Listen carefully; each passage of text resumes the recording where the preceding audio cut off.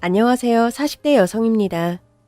10년 전 저는 일자리가 절실했습니다. 무슨 일이 있어도 취직을 해야 하는 상황. 취업을 위해 면접을 봤을 때 면접관이 제게 물었습니다. 이하정 씨, 당신의 인생을 어떤 단어로 설명할 수 있습니까? 저는 취업에 도움이 될 만한 긍정적인 단어들을 모범답안처럼 내놓았습니다.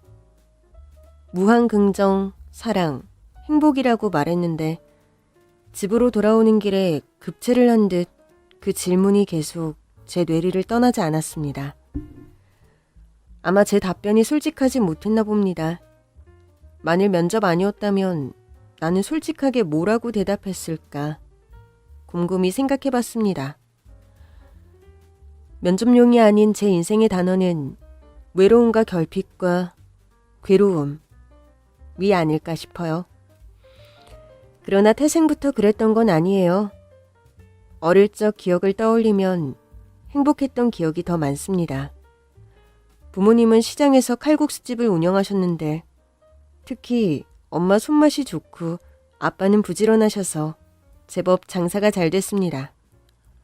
신선한 조개로 육수를 내어 시원한 국물에 푸짐한 조개와 부추와 총총 채를 썬 호박이 들어간 칼국수는 시장을 찾는 사람들에게 인기 만점이었어요. 손칼국수라 면발은 투박하지만 국물이 진하고 시원한 게 정말 끝내줬죠. 집고추 양념과 다대기에 칼칼한 배추 겉절이까지 더해지면 한 그릇 뚝딱. 개눈 감추듯 후루룩 먹을 수 있어요. 지금도 주방과 홀에서 부지런히 일하시던 부모님의 모습이 생생하게 떠오릅니다. 제 밑으로는 4살 터울의 여동생이 있었는데 병원에 입원했던 엄마가 강보에 꽁꽁 감싼 아기를 집으로 데려왔던 날을 아직도 기억합니다. 동생이 생겼다는 충격보다는 엄마 뱃속에 있던 아이를 만나서 무척 반갑고 행복한 느낌이었던 것 같아요. 양볼이 오동통한 아가가 오물오물거리며 자는 모습이 너무 귀엽고 예뻐서 신기해했던 기억이 납니다. 엄마, 얘가 내 동생이야? 그래, 엄마 배가 좀 작아졌잖아. 아기가 나왔어. 네 동생이란다. 우리 하정이가 만들어달라고 하던 여동생이야. 어때? 너무 작고 귀여워. 엄마, 나 동생 한번 만져봐도 돼? 당연하지. 그런데 아가는 몹시 연약하고 여려서 조심조심 만져야 돼. 손도 씻어야 되고. 당장 손 씻고 올게. 누군가는 동생이 태어난 첫째의 스트레스를 이런 우스갯소리로 비유하기도 하죠. 남편이 애첩을 데리고 집으로 들어오는 느낌이다. 그래서 둘째를 데리고 갈 때는 엄마가 안고 가면 안 된다는 말이 요즘 엄마들 사이에서 돌기도 했지요. 갑자기 생긴 동생 때문에 첫째들이 안 하던 손가락 빨기 같은 퇴행 행동을 하기도 한다는데 저는 아빠보다 더 동생을 예뻐하고 잘 챙겨주는 타고난 언니였답니다. 엄마, 아기 우는데 내가 우유 줘도 돼? 아유, 우리 하정이 언니가 다 됐네? 그럼 됐지. 나중에 아기가 울면 기저귀도 갈아줄 거야. 그래도 돼? 어? 하정이도 애긴데 동생 기저귀 갈아줄 수 있겠어? 나 이제 애기 아니야. 나는 언니야. 해볼래, 엄마. 아유, 예쁘기도 하지.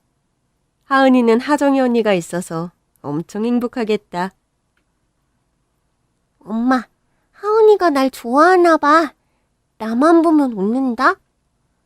그래, 하은이도 언니가 자기를 얼마나 좋아하는지 다 알고 있네?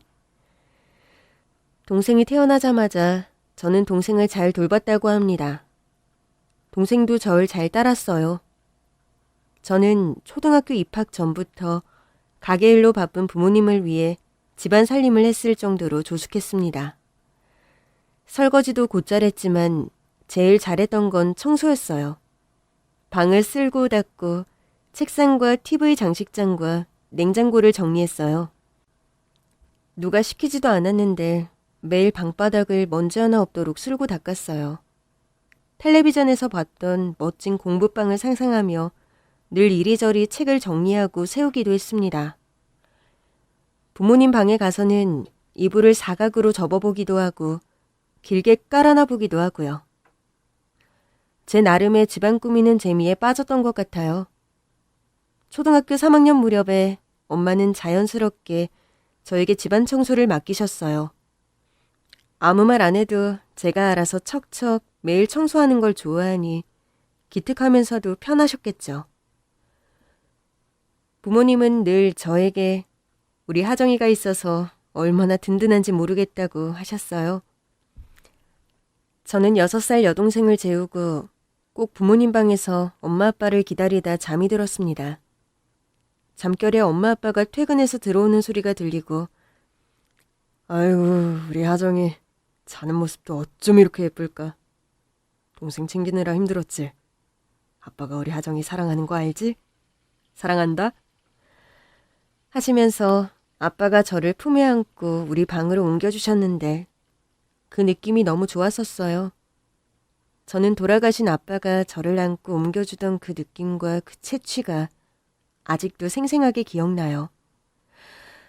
집안 청소를 하고 엄마가 차려놓은 밥을 동생과 사이좋게 나눠 먹고 여동생은 유치원으로 저는 학교로 갔어요. 방과 후 집에 와서 여동생을 데리고 선생님 놀이, 소꿉장난을 했어요. 저희는 우주괴물 상대로 지구를 지키는 독수리 오형제가 됐다가 독이 든 사과를 먹는 백설공주와 왕자님이 됐다가 어디 보자 진찰을 해주는 의사 선생님과 환자가 되어서 즐겁게 놀았습니다.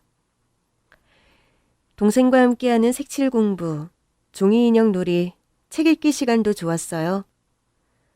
가끔은 가까운 놀이터에 가서 함께 뛰어노느라 해지는 줄도 모르고 놀았습니다. 저희는 부모님 몰래 집에서 달고나를 만들어 먹는 걸 좋아했는데 부모님은 절대 못하도록 시키셨어요. 당연했습니다. 국자를 시커멓게 태워서 못쓰게 만들고 설탕을 함부로 사용하다 여기저기 흘리고 그리고 불을 사용한다는 점에서 위험했기 때문이죠. 하지만 저희는 달고나 만드는 재미에 푹 빠져서 부모님의 당부와 잔소리가 귀에 들어오지 않았습니다. 부모님에게 혼날 줄 알면서도 동생과 둘이 불 앞에 앉아서 국자에 설탕을 넣고 달고나를 만들었습니다. 봐봐. 이렇게 설탕이 녹아서 투명하게 됐을 때 소다를 넣어주는 거야. 많이 넣으면 안 돼. 적당하게. 언니, 나 뽑기하고 싶어. 그래, 무슨 모양? 별. 제가 달고나 파는 아저씨를 흉내내면 동생은 까무러치게 좋아했어요. 소다를 넣어 노랗게 굳어가는 달고나를 도마에 툭툭 털어내고 납작하게 만들어서 동생과 하나씩 들고 맛있게 먹었습니다. 그런데 한 번은 동생이 자기도 달고나를 만들어 보겠다고 했어요. 언니, 나도 해볼래. 위험해서 안 돼. 언니만 재밌는 거 하고 나는 못하게 하고. 동생이 울먹거리는 걸 보고 마음이 약해진 저는 그럼 조심해서 하는 거야. 언니가 하라는 대로 할 거지? 응, 언니. 그렇게 동생은 국자에 설탕을 넣고 녹이기 시작했고 제가 소다를 소량 넣어주었어요. 신이 난 동생이 자기도 달고나 아저씨처럼 한다며 국자를 들고 내용물을 도마 위로 털다가 사고가 났습니다. 국자를 너무 힘껏 내리치는 바람에 달고나 덩이가 사방팔방으로 흩어졌어요. 저는 단발마에 비명을 지르며 얼굴을 가렸습니다. 화끈한 열감이 확 번졌는데 거울을 보니 코 바로 옆 오른쪽 뺨에 달고나가 붙어 있었어요. 저는 눈물을 흘리며 뺨에 붙은 달고나를 떼어냈어요. 달고나를 떼어낸 피부에서 피가 나기 시작했고 저는 너무 아프고 너무 무서워서 엉엉 울었습니다. 옆에서 아무것도 모른 채 달고나를 맛있게 냠냠 먹고 있던 여동생이 우는 저를 보고 놀라서 따라 울기 시작했어요. 화상을 당하면 엄마가 바르던 바세린 로션을 꺼내 상처에 바른 뒤 검지손가락을 입에 가져다 대고 동생에게 당부했습니다. 쉿, 하은아. 엄마 아빠한테는 아무 말 안 하는 거야. 알았지? 응. 얼굴 화상에도 불구하고 부모님께 말하지 않으면 완전 범죄가 될 줄 알았죠. 하지만 퇴근하고 오신 부모님은 한눈에 사태를 파악하셨고 저희를 불러 버럭 불같이 화를 내셨어요. 달고나 만들지 말라고 했어, 안 했어? 왜 그렇게 말을 안 들어? 저는 엄마에게 매를 맞았습니다. 억울하고 서러워서 펑펑 울었어요. 하은이가 만들어달라고 해서 그랬다는 말은 끝내 하지 않았죠. 그리고 잠시 뒤 제 얼굴 상처를 보고 눈물을 흘리시며 화상 연고를 발라주셨어요. 여자의 얼굴에 흉이 생겨서 어떡해. 시집을 어떻게 가려고. 그때 여동생이 울먹이며 이실직고 했습니다. 엄마, 언니 괜찮아? 내가 그랬어. 언니 미안해.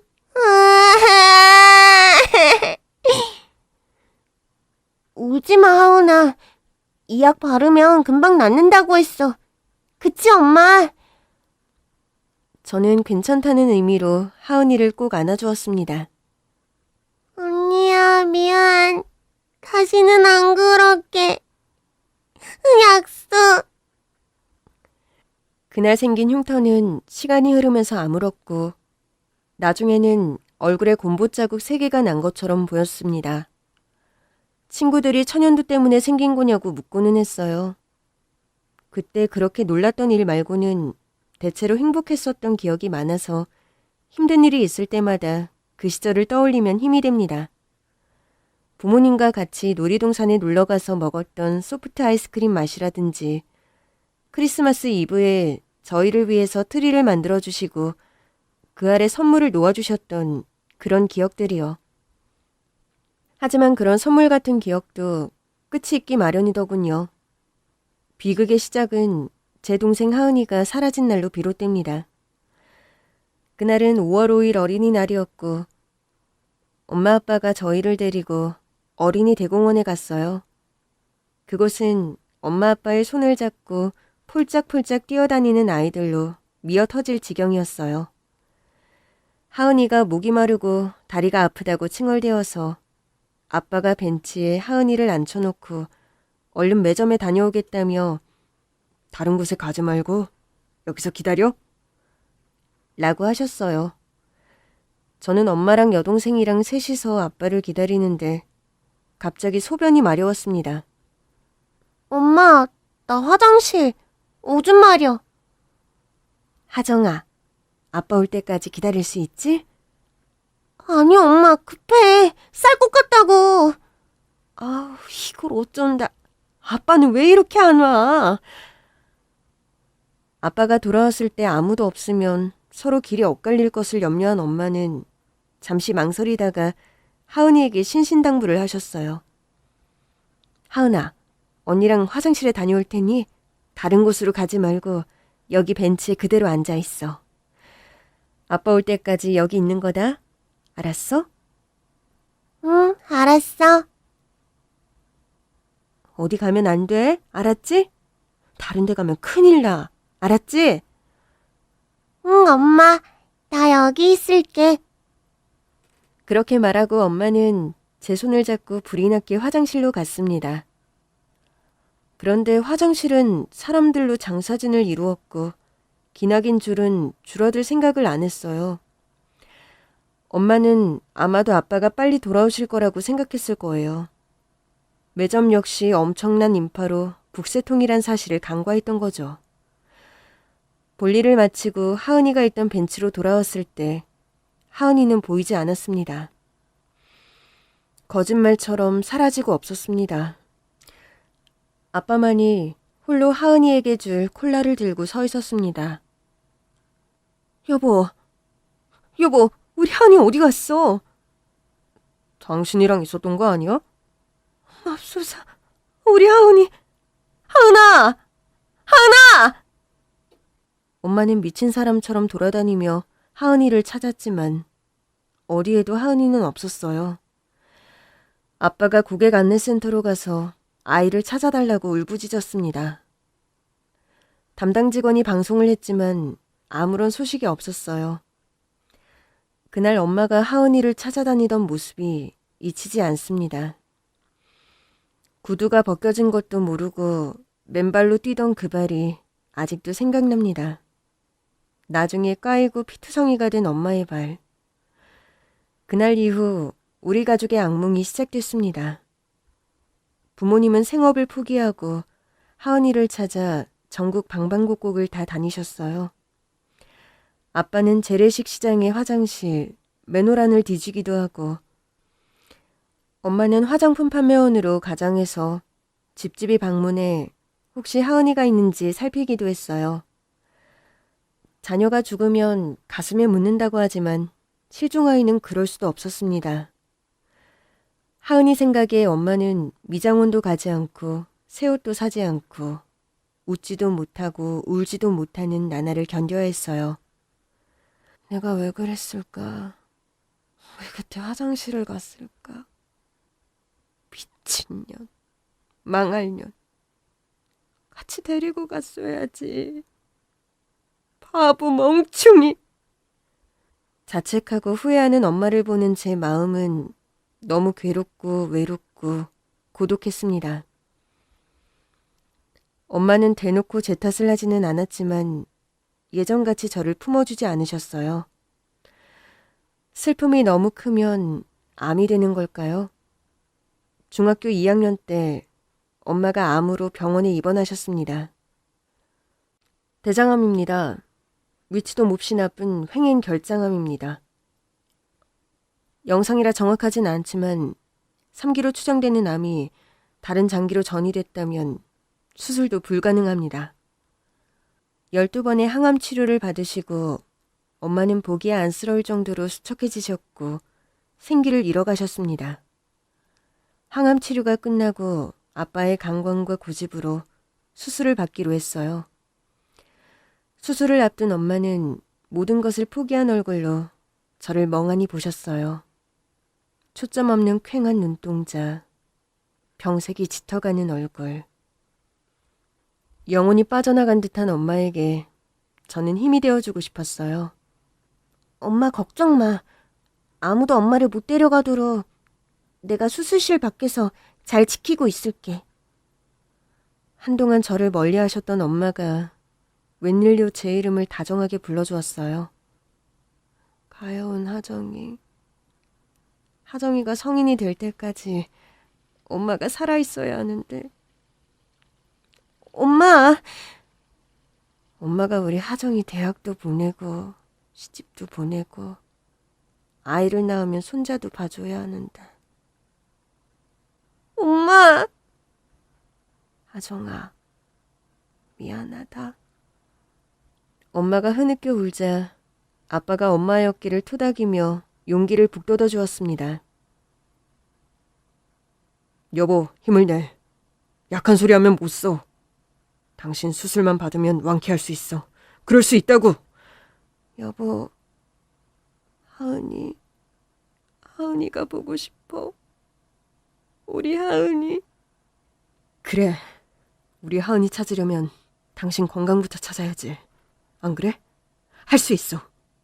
할 수 있지? 응. 말을 흐리는 엄마를 보면서 저는 어렴풋이 죽음의 기운을 느꼈던 것 같아요.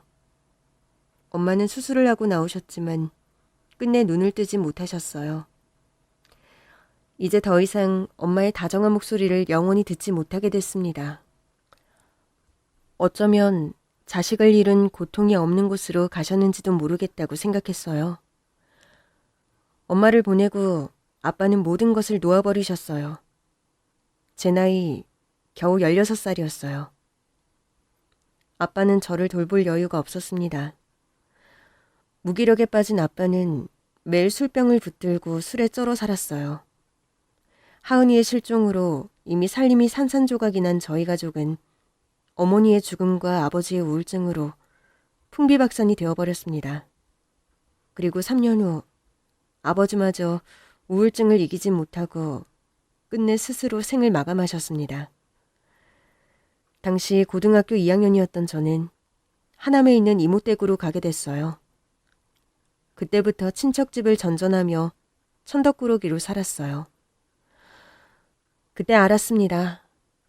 이 세상 그 누구도 저를 원하지 않는다는 것을요. 가족 친지에게 버림받은 존재, 갈 곳 없는 아이, 저 자신조차 원하지 않았던 인생이에요. 그럼에도 꾸역꾸역 살아보겠다고 안간힘을 쓰고 발버둥 쳤습니다. 학교는 계속 다닐 처지가 아니어서 눈치껏 중퇴를 하고 친척집에서 살림을 도왔습니다. 밥하고 청소하고 빨래하는 일이 제 일이었어요. 어릴 때부터 해왔던 일이었지만 그때만큼 청소가 즐겁거나 행복하지는 않았습니다. 살기 위해 해야만 하는 일이었죠. 저는 어서 빨리 눈칫밥을 먹는 친척집에서 탈출하고 싶었어요. 결혼을 하고 내 가족이 생기면 제 인생도 좀 달라지지 않을까. 일말의 희망을 가져보았습니다. 그때 우연히 월간 잡지를 보고 군인 아저씨와 펜팔을 하게 되었어요. 저보다 7살이 많은 군인 아저씨는 대학생이었는데 기타도 잘 치고 노래도 잘하고 제가 질문을 하면 모르는 것이 없었어요. 저에겐 과분한 사람이었습니다. 편지를 주고받으면서 진지한 사이로 발전하게 됐어요. 결혼은 언감생심 꿈도 꾸지 않았는데 연로하신 아버지의 막내 아들이었던 탓에 서둘러 결혼을 하게 됐습니다. 꽃다운 20살에 새 신부가 된 저는 외로운 제 인생에 남편이 한 줄기 햇살처럼 새로운 가족을 만들어줄 거라고 기대했습니다. 하지만 결혼 생활은 순탄하지 않았습니다. 시어머니는 제가 고졸도 아닌 중퇴라는 것을 여간 못마땅해 하셨어요. 부모도 일찍 돌아가신 데다 물려받은 재산도 없는 가난한 고아를 예뻐해 줄 리 없었지요. 고등학교도 못 나온 고아 주제에 감히 대학생 남편을 만났으니 너는 무조건 시댁에 네네 하면서 복종하고 살아야 한다. 알겠니? 예, 어머니. 저는 가족도 없고 공부도 못했다는 열등감으로 시어머니가 시키는 대로 다 했습니다. 제 생각이나 의견, 주장 같은 건 해본 적이 없었어요. 남편에게 죽은 듯이 무조건 맞췄습니다. 남편이 가라고 하면 가고 남편이 하라고 하면 예 하고 하는 남편의 몸종이자 시어머니의 하녀처럼 살았어요. 제가 누구보다 잘하고 좋아하는 특기인 살림을 잘하면 잘한다고 타박을 들었습니다. 아유, 평생 해본 일이 파출부 일이라니. 아무짝에도 쓸모없는 년. 남편은 군대에서 제대하자마자 대학에 복학했는데 너무나 자유분방해서 가정보다 학교가, 집안일보다 동호회 활동이 늘 우선이었어요. 대학을 졸업하고 직장에 다니면서도 여전히 바깥 활동이 많았습니다. 배드민턴 동호회, 수영 동호회, 각종 모임에 빠지지 않고 나갔어요. 물론 혼자 다녔습니다. 저는 집에 방치된 반려견 같았어요. 그러다가 기분이 나쁘거나 화나는 일이 있을 때마다 남편은 저에게 분풀이를 하기 시작했고 시간이 흐르면 흐를수록 남편의 폭언과 학대는 더 심해졌습니다. 집안에 있는 물건들은 수시로 저를 향해 날아들었습니다. 저는 남편의 폭력과 인권 유린에 속수무책으로 길들어져 갔습니다. 그런데도 저는 단 한 번도 반항하지 않고 남편에게 맞추면서 참고 살았건만 결혼 7년 차에 남편이 이혼을 하자고 하더군요. 저 같은 팔푼이는 지긋지긋하다면서요. 아이씨, 김대리가 조상무 라인으로 갈아탔는지 몰랐네. 나쁜 새끼. 나를 물먹여? 아우, 열받아. 야, 너는 남편이 회사 나가서 뼈 빠지게 일하고 오는데 집에서 뭘 하고 있냐? 너도 입이 있으면 말 좀 해봐라. 다른 집 와이프들은 친정이 빵빵해서 가만히 있어도 탄탄대로라는데 넌 뭐냐? 먹고 자고 노는 것 말고 내 인생에 도움이 되는 게 뭐냐고! 당신 또 밖에서 화나는 일이 있었어요? 얼른 목욕물이라도 받아드릴게요. 기분 전환 좀 해요. 야, 내 말이 말 같지 않아? 생뚱맞게 목욕물이 왜 나오냐? 진짜 답답해서 너랑은 대화가 안 된다. 너도 머리를 좀 쓰라고. 폼으로만 달고 다니지 말고. 여보, 왜 그래요? 야, 다른 집 와이프는 재테크다 뭐다 해서 아파트도 사고 차도 뽑아준다는데 나는 첫날 만날 외벌이에 백도 줄도 없이 고군분투야. 아이씨, 너를 만나고 되는 일이 하나도 없어. 너 같은 멍청한 고아년을 왜 내가 데리고 살아야 하는지 모르겠다. 이럴 거면 우리 이혼하자. 이혼해. 헤어져. 남편에게 멍청한 고아년이라는 말을 듣는 그 순간 그때까지 절 붙잡고 있던 어떤 끈이 툭 하고 떨어져 나가는 소리가 들렸습니다.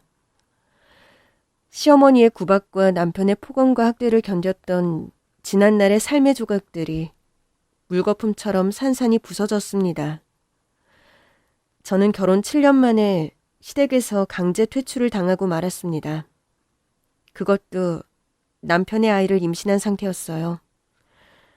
제가 임신했다는 걸 알면서도 시모와 남편은 위자료로 퉁치자면서 저를 거리로 내쫓았습니다. 남편에게 버림받은 저는 갈 길을 잃은 어린 양처럼 거리를 배회했어요. 그러다가 무엇에 이끌린 듯 어릴 적 엄마가 칼국수를 팔던 시장으로 갔습니다. 신선한 조개로 육수를 낸 진하고 시원한 국물에 호박이 들어간 칼국수와 칼칼한 배추 겉절이가 먹고 싶었어요. 엄마가 팔던 칼국수를 한 번이라도 먹을 수 있다면 좋겠다는 생각에 시장을 샅샅이 돌았지만 칼국수집은 없었습니다. 주방과 홀을 바쁘게 오가던 엄마와 아빠의 모습이 아른거렸습니다. 부모님의 모습을 찾아서 몇 시간째 정신없이 헤매다가 문득 걸음을 멈추고 보니 옛날 엄마, 아빠, 하은이와 함께 살던 집 앞이었어요. 낡은 집들이 사라진 곳에 새로운 빌라가 들어서고 있었지만 저희 집만은 그대로 남아 있었습니다. 현관문을 두드리면서 울었습니다. 엄마, 아빠, 하은아! 그때였어요. 뱃속의 아이가 발길질을 했어요. 엄마 나 여기 있어요 하는 것처럼 느껴졌어요. 저는 정신을 차리고 이혼 조건으로 받은 위자료로 월세방을 구하고 닥치는 대로 일을 시작했어요. 태어날 아기를 위해서 매일같이 주먹을 불끈 쥐고 돈을 벌러 나갔습니다. 편의점 알바와 마트 캐셔, 백화점 식품관 알바, 뷔페 설거지 등 안 해본 일이 없었습니다. 몸이 점점 무거워지고 산 달이 다가와서야 일을 그만두고 혼자서 출산 준비를 했습니다. 알바할 때 언니들이 알려준 바에 의하면 행정복지센터를 찾아가서 예비맘 지원 사업을 신청하면 출산에 필요한 지원과 복지급여가 나오니까 꼭 찾아가서 신청을 하라고 했지만 저에게는 그럴 용기가 없었습니다. 차라리 저 혼자 할 수 있는 만큼 살아내겠다고 굳게 다짐하고 아이를 낳았습니다. 예쁜 딸이었어요. 산후조리원은 꿈도 꾸지 못했고 제 사정을 아는 다가구 주택의 옆집 아주머니가 미역국을 끓여주셨어요. 세댁, 엄마가 건강해야 아이도 튼튼하게 자라는 거예요. 내가 조갯살 달달 볶아다가 푹 끓인 거니까 맛 좀 봐. 아주머니, 고맙습니다. 이 은혜 절대 잊지 않을게요. 에휴, 애기 아빠는 알아? 자기 핏줄이 세상에 나왔는데 아무 연락이 없는겨? 네, 남편은 이 세상에 없다고 생각하려고요. 다시는 그 집으로 돌아가고 싶지 않아요. 그려. 얼른 한 그릇 먹고 쉬어. 옆집 아주머니 덕분에 저는 산후조리를 할 수 있었습니다. 출산과 육아를 위해 저금했던 돈을 야금야금 까먹으면서 생활하다 보니 1년도 안 돼 통장이 텅텅 비었습니다. 아이의 분유와 기저귀 비용은 아이의 성장과 함께 늘면 늘었지 줄어들지는 않았습니다. 그때 옆집 아주머니가 아이를 업고도 일할 수 있는 파출부 자리를 소개해 주셨어요. 청소와 살림은 누구보다 잘할 자신이 있었기에 나름 인정을 받으면서 일했습니다. 그렇게 3년을 일하고 그 선생님 댁이 지방으로 이사를 가게 되어 저도 파출부 일을 그만두게 되었어요. 이제 제 딸 서윤이를 어린이집에 보내고 저는 콜센터에 취직을 했습니다. 1년을 부지런히 일했어요. 하지만 제가 일했던 업체는 부실기업이었고 1년도 되지 않아 회사가 망했습니다. 임금 체불은 끝까지 다 땡겨 쓰고 대출을 받아가면서 돈도 나오지 않는 직장을 다녔어요. 갚아야 할 대출금이 불어나고 각종 공과금에 생활비는 부족하기만 한데 더 이상 옆집 아주머니에게 돈을 빌리는 것도 미안해서 못할 처지였어요. 건강보험료를 납부하지 못해 독촉 고지서가 날아왔고 각종 공과금도 제때 납부하지 못했습니다. 그런데도 행정복지센터나 사회복지관으로 발길이 떨어지지 않았어요. 알량한 자존심 때문이 아니라 진심으로 저는 이 세상에 민폐가 되고 싶지 않아서였어요. 10년 전인가 시나리오 작가가 굶어서 숨진 채 발견된 적이 있었죠.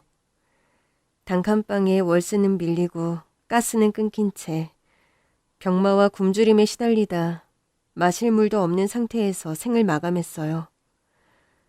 그때 다른 집 문에 붙여놓았던 메모가 기억에 남아요. 그동안 너무 도움 많이 주셔서 감사합니다. 창피하지만 며칠째 아무것도 못 먹어서 남는 밥이나 김치가 있으면 저희 집 문 좀 두들겨 주세요. 송파구 단독주택 반지하에 새들어 살던 세 모녀가 스스로 생을 마감한 사건도 그랬습니다. 생계를 책임져 오던 어머니가 몸을 다쳐 일을 못하게 되고 생활고로 고민하던 끝에 공과금 70만 원이 든 봉투와 유서를 남긴 채 번개탄을 피웠어요. 유서의 내용이 마지막 집세와 공과금입니다. 정말 죄송합니다였어요. 우리나라에서 정부의 지원과 혜택을 받으려면 자신이 취약계층임을 적극적으로 알려야만 하는데요. 저같이 그럴 용기와 엄두가 나지 않는 사람들이 있습니다. 월세와 공과금 같은 사소한 것들을 꾸준히 밀리지 않고 납부하면서 남에게, 국가에게 폐를 끼치고 싶지 않은 무해한 사람들. 저도 그랬습니다. 생활고로 벼랑 끝에 다다른 제가 할 수 있는 유일한 선택은 스스로 생을 마감하는 것이었어요. 저도 제 인생이 이렇게 극단적으로 흘러갈 줄은 몰랐습니다. 번개탄을 살 돈도 없어서 저는 다른 방법을 택했어요. 그건 차마 말씀 못 드리겠습니다. 아무튼 극단적인 선택을 하려는데 문득 딸의 울음소리가 자지러지듯 울어제끼는 소리가 들렸어요. 자기를 두고 무슨 짓을 하고 있냐고 마치 혼을 내듯이 아이가 울었습니다. 좋은 부모를 만났더라면 지금쯤 공주놀이를 하고 있을 딸아이를 끌어안고 하염없이 울었습니다. 서윤아, 미안해. 엄마가 잘못했어. 다시는 안 그럴게. 딸의 울음소리에 정신을 차린 저는 어떻게든 살아야겠다고 생각했습니다. 그런데 배가 너무 고파서 현기증이 났어요. 아이도 배가 고파 울다 지쳐 잠이 들었습니다. 일단 배고픔부터 해결해야 했는데 옆집 아주머니 댁에는 도저히 문을 못 두드리겠더군요. 그래서 동네 슈퍼로 갔습니다. 사장님은 눈이 침침한 80대 노인이었는데 가는 날이 장날이라고 하필 사장님이 안 보였어요. 저는 햇반과 라면 한 봉지를 들고 나왔습니다. 나중에 사장님께 말하고 외상을 할 생각이었죠. 라면과 햇반으로 배를 채우니 그제서야 살 것 같았어요. 얼른 일자리를 알아보려고 백방으로 알아보고 면접을 봤지만 쉽지 않았어요. 그렇게 하루 이틀이 지나고 저는 또 배가 고파서 슈퍼로 갔어요. 이번에는 사장님이 잠시 창고로 나가는 틈을 노려서 도둑처럼 들어갔습니다. 네, 도둑질을 했어요. 라면과 우유와 햇반을 황급히 가방에 쓸어 담았습니다. 심장이 쿵쾅거렸어요. 하지만 이번에도 들키지 않았어요. 그렇게 저는 세 번째로 동네 슈퍼에 들어가서 식료품을 훔치다가 덜미를 잡혔습니다. 물건이 사라지는 걸 보고 사장님 대신 사장님의 딸이 카운터에 있다가 저를 수상하게 여기고 지켜봤던 거예요. 야, 이 도둑년아! 가방 열어봐. 잘못했습니다. 잘못했어요. 다시는 안 훔칠게요. 도둑년의 말을 어떻게 믿어? 엄마! 경찰 불러! 사장님, 용서해주세요. 집에 아이가 있어요. 제발. 엄마, 경찰 연락했어? 2년이 한 도둑질이 한두 번이 아닌데 어디서 눈물바람이야? 네가 그렇게 호소한다고 될 일이 아니에요. 저는 경찰에 연행되었고 그렇게 도둑질은 막을 내렸습니다. 죄책감과 동시에 더 큰 막막함이 파도처럼 마음을 집어삼켰습니다. 집에 제가 돌봐야 할 아이가 있다고 울부짖었더니 경찰들이 어린이집에 가서 딸아이를 데려와 주었어요. 제가 아침, 점심도 먹지 못했다는 걸 알고 형사님들은 저에게 국밥까지 사주셨고 딸아이를 위해 빵과 우유도 챙겨주셨어요. 이하정씨, 식사하면서 들어요. 아무리 죄질이 경미한 생계형 범죄라고 해도 악용하는 사람들이 많아서 기소유예로 끝나기 어려울 거예요. 슈퍼 사장님은 애기 엄마 사정을 들으시고 합의를 해주시겠다는데 그 따님 성깔이 보통이 아니에요. 하여간 합의 없이 형사처벌하겠다고 의료문장을 놓는데 이하정씨 변호사 선임할 처지도 아니고 그렇죠? 네, 형사님. 만일 제가 형사처벌을 받으면 형량이 얼마나 될까요? 단순 절도죄는 6년 이하의 징역 또는 1천만 원 이하의 벌금에 처하게 되는데 벌금형이나 합의금을 낼 수 없으니. 형사님, 제가 어떻게 하면 좋을까요? 저는 처벌을 받아도 괜찮지만 제 아이는 어떻게 되는 걸까요? 해서 말인데요. 피해자 측이 깐깐하고 강하게 나와서 쉽지 않겠지만 검사한테 반성문을 한번 써보세요. 반성문 내용이 좋으면 혹시 압니까? 기소유예에 도움이 될런지. 반성문이요? 형사님이 말씀하시길 기소유예란 혐의와 조건이 충분해도 기존의 전과 기록이나 피해자의 피해 정도, 반성, 탄원서 등을 고려하여 검사가 기소하지 않는 거라고 하셨어요. 그러니까 죄는 인정되지만 가해자에게 다시 한번 기회를 주어 처벌하지 않는 것이죠. 기소유예를 받게 되면 5년 후에는 수사 경력 자료가 삭제되어 기록이 남지 않는다며 저에게 반성문을 작성해보라고 했습니다. 그렇게 저는 절도죄로 검찰에 송치되었고 담당 검사님에게 보낼 반성문을 작성했습니다. 반성문은 감정적으로 작성하는 것이 아니라 구체적으로 선처를 받아야 하는 이유와 범죄의 재발을 막기 위해 어떠한 노력을 하겠다는 다짐이 구체적으로 들어가야 한다고 해서 그렇게 적었습니다. 사건 번호는 몰라서 생략하고 이름과 주소를 기재했습니다. 친애하는 검사님께 저는 2013년 5월 11일 오후 2시경 서울시 은평구 땡땡 슈퍼에서 라면과 햇반 등 식료품을 3차례 절도한 혐의로 기소되었습니다. 저는 이 사건으로 인해 깊이 머리 숙여 사죄의 뜻을 전합니다. 저는 남편과 이혼하고 홀로 아이를 낳고 기르면서 출산과 산후조리를 위해 저금했던 돈이 모두 바닥이 났습니다. 전 남편은 위자료 외에 아이의 양육비는 지원해주지 않았습니다. 갓난아이는 종일 엄마를 필요로 하였고 저는 아이를 데리고 일할 곳을 구하지 못했습니다. 밥벌이를 하지 못해 결국 생활비를 감당하지 못하게 됐습니다. 생활고에 시달리며 극단적인 선택을 하려고도 했지만 아이를 보며 생각을 고쳐먹었습니다. 그런데 며칠을 굶어서 아이가 우는데 엄마로서 해줄 수 있는 게 없었습니다. 당장 배고픔을 해결하고자 외상이라도 하려고 슈퍼에 갔는데 마침 사장님이 계시지 않아서 식료품을 그냥 들고 나왔습니다. 그것을 계기로 더 이상 배고픔을 참지 못하는 상태가 되면 슈퍼로 가서 물건을 훔쳤습니다. 저는 지금 깊이 반성하고 있으며 다시는 나쁜 행동을 하지 않을 것입니다. 법원에서 선처를 해주신다면 저는 당장 일자리를 구해서 피해 금액을 보상하고 다시는 이런 일이 일어나지 않도록 열심히 살겠습니다. 형사님들의 조언 덕택에 저는 검사님께 편지를 전달했습니다. 담당 검사님의 이름은 강소영으로 여자분이셨고 나이는 많아봐야 30쯤 되어 보였습니다. 부럽더군요. 같은 여자로 태어나서 한 사람은 절도죄를 지어 죄인으로 서 있고 한 사람은 죄인의 형량을 정하는 법조인이라는 것이 어떤 삶을 살아왔는지 부러웠습니다.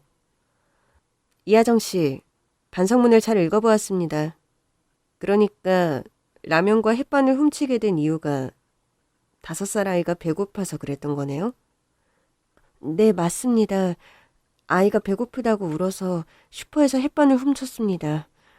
나중에 갚을 수 있을 거라 생각했어요. 이해할 수 있습니다. 하지만 법을 어겨서 훔치는 것은 옳지 않은 일입니다. 이하정 씨의 현재 생활 상태와 가정 상황에 대해 좀 더 말씀해 주실 수 있을까요? 네, 저는 가난한 가정에서 혼자 딸과 함께 살고 있습니다. 일하던 회사가 망해서 빚을 지게 됐고요. 일자리를 찾고 있지만 상황이 여의치가 않아요. 그런데 담당 검사가 제 얼굴을 빤히 보더니 갑자기 눈물을 뚝뚝 흘리며 울기 시작했습니다. 제 이야기가 그렇게 슬픈가요, 검사님? 아니요. 혹시 하은이라고 아세요? 하은이요? 제 잃어버린 동생 이름인데요. 검사님이 하은이를 어떻게 아세요? 아, 그게 내 이름이구나. 언니. 갑자기 검사님이 저를 언니라 부르면서 다가와 저를 부둥켜 안았습니다. 언니, 나는 언니 이름이 하은인 줄 알았어. 네? 제가 언니라니 무슨 말씀이세요, 검사님? 언니 얼굴에 곰보 3개, 내가 내 실수로 생긴 흉터잖아. 내가 달고나를 만들다가 튀어서. 그날 엄마한테 죽도록 맞았잖아, 우리. 어?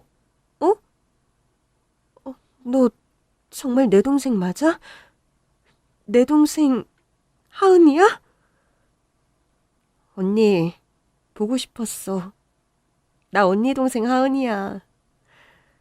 인생은 한 번씩 막다른 골목, 뜻하지 않은 곳에서 숨겨놓은 패를 보여줍니다. 그것을 저는 기적이라고 말하고 싶어요. 담당 검사님은 어릴 적 잃어버린 그토록 온 가족이 찾아 헤맸던 여동생이었습니다. 어린이 대공원에 갔던 건 기억나? 그게 어린이 대공원이었구나. 그냥 언니와 엄마가 화장실에 다녀올 테니 다른 곳으로 가지 말고 여기서 기다려 했던 말만 기억나. 내 생각엔 시간이 지나도 안 와서 화장실을 찾아 나섰다가 길을 잃고 한참을 헤맸는데 정신을 차리고 보니까 임시보호시설이었어. 이름과 주소를 묻는데 하나도 기억나지 않아. 엄마 아빠 이름도 모르겠어. 근데 언니 얼굴하고 이름은 알겠는 거야. 이하은. 얼굴에 내가 만든 화상 자국 3개. 매일같이 기억했어. 우리 집에 돌아가려면 언니 얼굴, 언니 이름을 잊으면 안 된다고 매일 일기를 쓰듯 되새김질을 했어. 언니, 우리 엄마 아빠는? 어떻게 지내셔? 하은아. 부모님 이야기에 제가 눈물을 터뜨리자 하은이가 바로 눈치를 챘습니다. 어쩌다가. 우리 칼국수집 기억나? 아니, 기억 안 나. 나는 언니 얼굴만 기억해. 이름하고. 엄마 아빠는 시장에서 칼국수집을 하셨어. 너를 잃어버린 뒤에 엄마 아빠는 가게 문을 닫고 너를 찾아 전국을 다니셨어. 엄마는 화장품 판매원으로 가장해서 집집마다 다니셨고 아빠는 재래시장이며 변두리 폐가를 미친 듯이 돌아다니셨지. 그때 나는 겨우 초등학교 3학년이었는데 나 때문에 널 잃어버렸다는 죄책감에 아무 말도 못하고 혼자 집을 지켰어. 무섭고 기나긴 외로움과 고독의 시간이었어. 언니, 엄마도 매일 후회하고 자책하면서 사셨어. 왜 너를 혼자 두고 왔을까 하고. 그날의 선택을 두고두고 곱씹으면서 마음의 병이 깊어지셨어. 네가 실종된 지 5년이 지났을 때 엄마의 마음의 병이 몸으로 나타났어. 대장암 3기라고 하더라. 수술을 했지만 눈을 뜨지는 못하셨어. 그런데 내 생각엔 엄마는 살고 싶지 않으셨던 게 아닐까 싶었어. 아빠는? 아빠는 엄마를 잃고 폐인이 되셨어. 매일 술을 마셨는데 우울증이 나아질 기미가 없었지. 아빠는 우울의 늪에서 헤어나지 못하고 결국 스스로 생을 마감하셨어. 언니는 어떻게 산 거야? 돌봐주는 부모도 없이, 정을 나눌 가족도 없이 어떻게 산 거야? 그러게, 왜 이야기를 하면 할수록 더 서글퍼지는 걸까? 나는 어려서부터 결핍과 고독 속에 살았는데 외로움이 오히려 더 내 친구였던 것 같아. 언니, 미안해. 네가 왜 미안해. 하은이의 이야기가 궁금했습니다. 저희는 자리를 옮겨서 이야기를 더 나누었어요. 경기도의 임시보호시설로 보내진 하은이는 일주일 후 의정부의 보호시설로 보내졌으며 그곳에서 지냈다고 합니다. 그런데 어릴 때부터 똘망똘망하고 애교가 많아서 초등학교에 들어갈 무렵 신실하고 부유한 부모님에게 입양이 됐다고 합니다. 하은이가 입양된 집안은 법조인이 많아서 하은이의 꿈도 자연스럽게 법조인이 되는 거였대요. 애살 많고 승부욕이 강했던 하은이는 전교 1등을 놓치지 않았고 대학을 졸업하자마자 사법시험을 패스했다고 합니다. 언니, 아이는? 옆집 아주머니가 잠시 봐주고 있어. 형부하고는 이혼한 거야? 다시는 생각하고 싶지도 않아. 나는 남편에게 화풀이 대상이었어. 언니, 나는 다른 건 기억 못해도 언니만 기억해. 언니가 나를 얼마나 잘 돌봐줬는지 알아. 이제 내가 언니를 돌봐줄게. 만일의 경우를 대비해서 저희는 유전자 검사를 했습니다. 유전자 검사 결과는 당연하게도 친형제가 확실했습니다. 저희 자매는 25년 만에 비로소 만나게 됐어요. 하은이의 요청으로 저는 제 딸을 데리고 하은이 집으로 들어가 살게 됐습니다. 그때만 해도 하은이는 혼자 살고 있었는데 아직 결혼에 관심이 없다고 했어요. 그렇게 10년이 지났네요. 하은이는 여전히 일에 파묻혀 살고 있습니다. 하은이를 다시 만나기 전에 세상은 온통 암흑이었고 저는 벼랑 끝에 내몰린 가여운 짐승처럼 살았습니다. 홀로 방황하던 약한 영혼은 죽음의 문턱에서 필사적으로 까치발을 들고 세상과 맞서 싸웠던 것 같습니다. 어둠 속에 움츠렸던 저에게 손을 내밀어 주셨던 고마운 분들 덕분에 저는 비로소 숨을 쉴 수 있었습니다. 남편에게 버림받고 나와서 혼자 아이를 출산하고 외로운 저에게 엄마처럼 미역국을 끓여주신 옆집 아주머니와 배고픔에 눈이 멀어 슈퍼에서 식료품을 훔쳤을 때 제 아이를 어린이집에서 데려와주고 검사에게 반성문을 쓰도록 해주셨던 형사님들의 도움이 없었다면 제 인생은 여전히 결핍과 외로움과 고독 속에 갇혀있지 않았을까요? 그리고 여동생 하은이와 제 딸 서윤이가 있어서 저는 지금 행복을 되찾았습니다. 하은이 이모를 좋아하지만 공부는 싫어하는 서윤이는 발레를 배우고 있어요. 서윤이 아빠 그 몹쓸 놈의 전남편은 욱하는 성질을 감추지 못하고 상사에게 밉보여서 회사에서 잘리는 불상사를 겪었다는 전원입니다. 상사에게 찍혔으니 같은 직군으로 다른 일자리를 구하지 못해서 지금은 시급을 받으면서 편의점에서 일한다고 하고요. 전 시어머니는 허리디스크 수술 후 당뇨 합병증으로 발가락을 절단하고 매일을 고통 속에서 살고 있다는 이야기를 전해 들었습니다. 그딴 인간들에게 잘 보이려고 매일 긴장하면서 살았던 그 시절이 후회가 되네요. 다시 돌아간다면 절대 그렇게 살지 않을 거예요. 저는 이따금 집에서 엄마가 만들어 파셨던 칼국수 맛을 내보려고 애를 씁니다.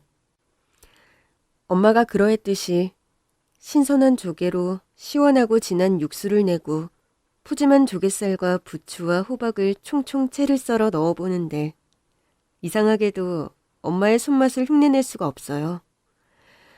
하은아, 서연아, 어서 와서 먹어. 지금 안 먹으면 칼국수 분단 말이야. 얼른!